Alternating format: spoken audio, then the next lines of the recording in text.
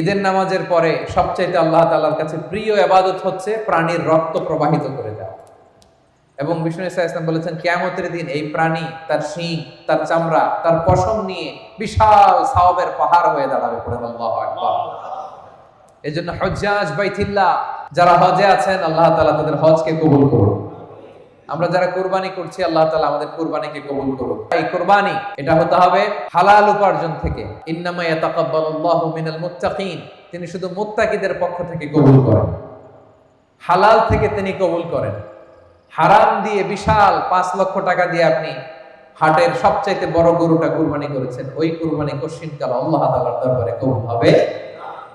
আর সামান্য কিছু অর্থের মালিক আপনি, একা একটা কুরবানি দেওয়ার সক্ষমতা নাই, হায়রে 7 জন মিলে ভাগে কুরবানি দিবেন, ওইটা আল্লাহর আরশে আগে কবুল হয়ে যাবে। এজন্য আমরা সবসময় হালালের সাথে থাকবো। কিসের সাথে?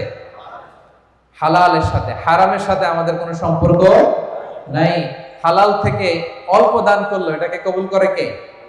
আর হারাম থেকে কোটি কোটি টাকা দান করলো সে দান আল্লাহর দরবারে কবুল হয়